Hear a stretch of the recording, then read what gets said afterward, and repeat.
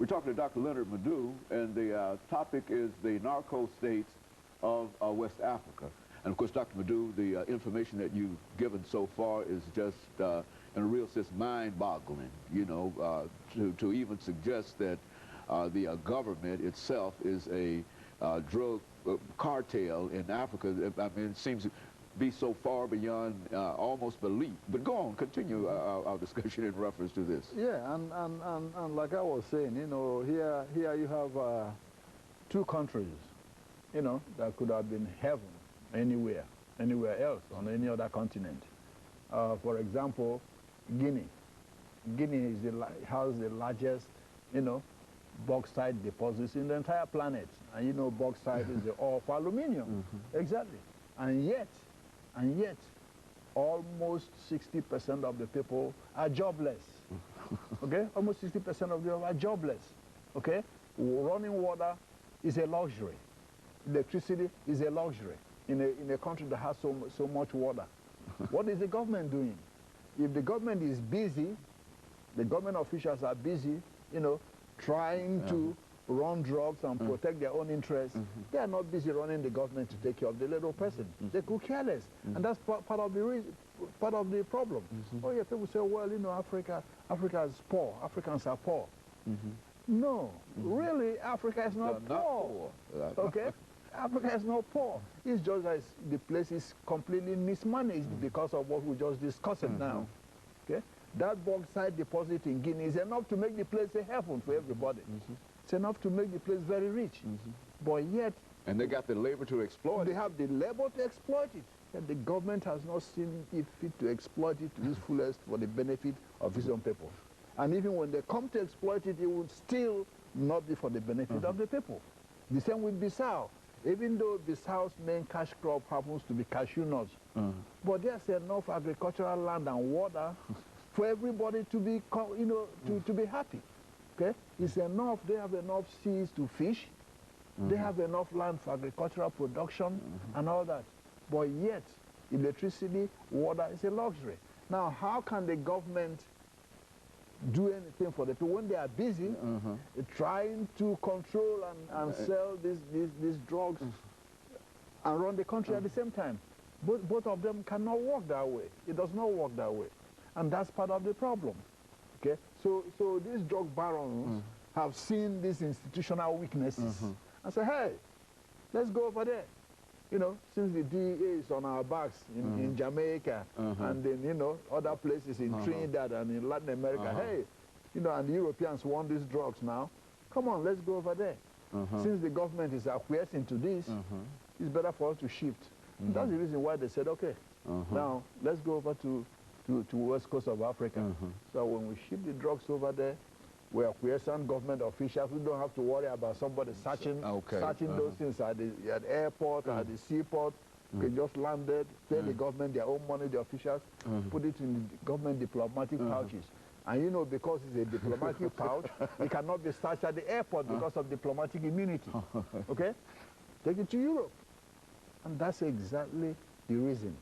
If the governments weren't cooperative with them, it would not have been that way. That was exactly why the United Nations designated Guinea-Bissau as the first narcotic state, because the institutions of government were involved in it themselves, clearly involved in it themselves. When General Vieira was assassinated, not one head of state attended his funeral, not one. From Africa. Everybody knows in Africa exactly because they knew exactly they knew exactly what the deal was, that this assassination was not just a regular you know, political quarrel. Two enemies. Exactly. It's not just because between two enemies. Control of a cartel. That's correct. It's for a control of a cartel in the real sense. Okay? When his prime minister said it, you know, the president himself, you know, is a drug dealer, then he knows better. Who knows about the government more than the prime minister himself? Okay? Yeah. You see? And that's been the problem. That was why the United Nations made that designation, the first narco state in the world. Okay? Because that's what's happening. Fishermen in Bissau, when they are fishing, they're always finding stacks and stacks of bales of cocaine in the river. And they don't know what it is. So a lot of them take it home and use it as powder. Yeah, exactly. Thinking that's correct. Thinking that's what it is. Okay. Yeah. So it's so plentiful that they just land it almost anywhere, drop it almost everywhere. Absolutely. A lot of them, you know, fall into the sea and all these fishermen see it. They pick it up and they don't know what it is, and they take it home and thinking it's powder, because they've never seen that kind of thing before. You see. Now all the islands around, you know, Guinea-Bissau, Cape Verde, you know, Las Palmas, Mallorca, all these little islands have become drug havens. You see. Now from what I've heard from diplomatic sources, you know, mansions are springing up everywhere in Bissau. You know, shiny, you know, SUVs everywhere. But yet, the average person in Bissau don't even earn $50 a year. You wonder where is all the money coming from? Not from the government anyway, because most people hardly get paid in Bissau to begin with. The government never pays its civil servants, you know, in those places. They always complain of shortage of money because they're always embezzling the money themselves. Now the problem is these little states, at Sierra Leone that just finished, that just, you know, came out of a civil war. Even though the government is not acquiescent to it, but because of the poverty, you know, existing in that country now, or even Liberia, those places are also susceptible to the drug cartel. Same kind of influence absolutely, there. Because see it being happening over here, then they say, why not? Absolutely. Even though the two governments in Liberia and Sierra Leone are not acquiescent, but still, you know, those surrounding them are not influence exactly will, you know, be subjected to the influence of these cartels. And that's the danger. That's the danger. That eventually you're going to have all... Exactly. These drug barons will control all that west coast of Africa.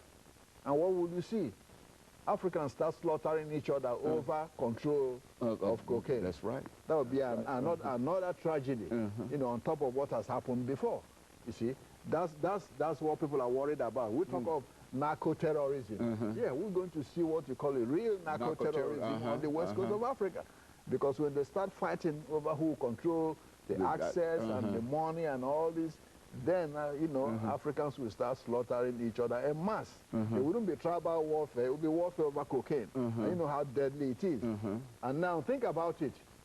Some of these governments that get trapped with these drug barons, when they decide to say, hey, we don't want to be part of it anymore, what happens? What happens? Okay. The drug barons will strike back. That's right. Okay. That's right. That's what's happening in Mexico now. That's correct. What's happening in Mexico, exactly. Okay, yeah, the drug barons will strike back. Okay, and since these drug barons have more money than even the national budget of those countries, they can take over those countries themselves. Speak to that. And install whoever they want. It's almost mind-boggling to think in terms of these. That's the problem. The drug cartels have more money than those countries. Their own budgets. Okay, what is the budget of Guinea-Bissau? It's not even up to the budget to operate metro schools. Okay, what is the budget of Guinea? It's not even up to the budget of the city of Nashville. And the drug barons have more money than that. So they can take over those countries and install whomever they want as president, and then, you know, do whatever they want. That's a lot of wealth, a lot of influence, and and that's what's scary about it. A lot of evil in a real sense. That's correct. That's what's scary about the whole thing. The more you think about it, that's what's scary. What prevents them from taking over Guinea-Bissau? Nothing. Nothing. Okay, they can buy their own. They got it now. That's why they already have it now. They can install whomever they want in power with that money. Okay. Okay. The army, the money they have, they can buy their own planes and guns and tanks for their own army, small army in Bissau. Keep control of that place. Put somebody as a president had a 400-man army. That's correct. So, you know, anybody can get an army. That's correct. With that much money and with the the resources that people have at such a low level, and they're about willing to do anything. That's correct. In terms of survival. That's correct. That's correct. And that is what is frightening about the whole thing. And of course, Dr. Madu, we're going to have to call this show to an end for today, and to thank you for bringing such excellent information by, and recognizing that this is one of the real issues, I think, that we have to deal with and face on the continent of Africa. And what we'll try to do is to have you back a second time to give us some additional information in reference to what is going on the coast of West Africa. And of course, let me encourage our audience to tune in again next week for another informative edition of Comments. Thank you and good morning.